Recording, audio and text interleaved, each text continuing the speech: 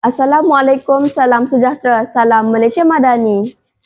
Pohon cemara tumbuh tidak berduri, tumbuh pula di tepi pohon melati. Izinkan saya perkenalkan diri, Solehah nama diberi. Saya Solehah binti Ali merupakan pelajar tingkatan 4 daripada Sekolah Menengah Kebangsaan Pekan. Kod sekolah saya ialah CEA 5076. Saya amat gemar membaca buku serta menulis puisi. Oleh sebab itu, hari ini saya ingin membicarakan tentang sebuah buku yang bertajuk Kasih di Hujung Waktu karya Sally Azizah. Buku ini mengandungi 160 helaian bercetak dan diterbitkan oleh Sinar Cemerlang pada tahun 2016. Buku ini mengkisahkan tentang keluarga Haji Azlan yang menjadi porak-poranda selepas kematian isterinya. Kematian isterinya membuatkan hati Haji Azlan yang penuh dengan kasih menjadi sunyi, membuatkan ia berkahwin dengan Puan Riani iaitu pembantu rumahnya. Perkahwinan Puan Riani dan juga Haji Azlan tidaklah disukai oleh anak teruna tunggal Haji Azlan iaitu Zaharul, kerana ia merasakan bahawa ibu tirinya berkahwin dengan ayahnya hanya kerana harta. Hubungan antara ayah dan anak ini dikatakan tidaklah terlalu baik. Mereka sering bertengkar dan bergaduh membuatkan Zaharul tersalah pergaulan. Namun, Zaharul masih lagi mempunyai seorang gadis yang amat menyayanginya dan sentiasa menasihatinya. Gadis tersebut ialah Marina, anak kepada Encik Mazlan dan juga Puan Siti. Kehidupan gadis ini amatlah sederhana dibandingkan dengan Zaharul, anak orang kaya di kampungnya. Zaharul dan Marina merupakan sepasang kekasih yang masih lagi menuntut pembelajaran STPM.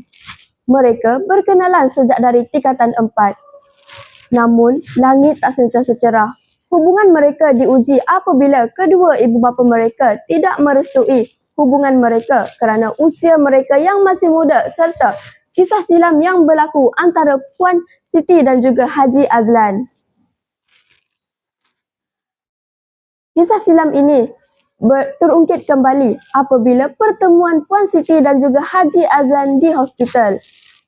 Pertemuan ini berlaku apabila Encik Mazlan terlibat dalam pergaduhan bersama dengan Haji Azlan yang menyebabkan ia mengalami kecederaan serius. Kisah ini bermula di mana Encik Mazlan telah melamar Puan Marina iaitu kekasih sahabatnya sendiri iaitu Haji Azlan. Akibat tidak menerima perjodohan itu, Puan Siti telah menyerahkan kesuciannya kepada Haji Azlan tanpa sebarang ikatan. Pada akhirnya, Puan Siti harus menerima dan juga berkahwin dengan Encik Mazlan serta di mana kandungannya masih dalam 2 minggu.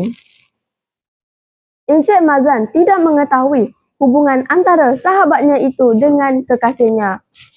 Encik Mazlan telah mengetahui tentang kehamilan Puan Siti, namun ia memilih untuk berdiam diri serta mempertahankan hubungan perkahwinan mereka. Pada akhirnya, lahirlah seorang gadis yang bernama Marina. Gadis yang dibesarkan sepenuhnya oleh Encik Mazlan dengan penuh kasih dan sayang. Setelah pertemuan itu, Puan Siti menceritakan semuanya kepada Marina. Puan Siti amat merasa sedih dan kecewa akan sikapnya dahulu. Namun, nasi telah menjadi bubur. Hubungan Marina harus juga menerima hakikat bahawa dia tidak akan boleh bersatu dengan Zaharul kerana mereka merupakan saudara kandung. Hubungan antara Encik Mazlan dan juga Haji Azlan yang terputus terjalin kembali apabila Haji Azlan memohon maaf serta berterima kasih kepada Encik Mazlan kerana membesarkan anaknya. Itulah yang dapat saya kongsikan kepada rakan sekalian. Pengajaran yang dapat kita ambil dalam buku ini ialah kita hendaklah menjauhi pergaulan bebas kerana itu dapat merugikan diri kita dan juga orang lain. Seterusnya, kita hendaklah berfikir sebelum melakukan sesuatu perkara kerana tersilap langkah padah nasibnya. Pengajaran terakhir yang dapat kita ambil dalam buku ini ialah kita haruslah menjauhi perbuatan zina kerana ia berdosa besar dan juga menerima segala ketentuan Allah dengan hati yang terbuka sebagaimana Encik Mazan menerima Marina yang merupakan anak tidak saftara. Itu sahaja yang dapat saya kongsikan kepada rakan sekalian. Moga ini menjadi manfaat dan panduan buat rakan. Jikalau ada salah dan silap, saya memohon maaf. Sekian, terima kasih.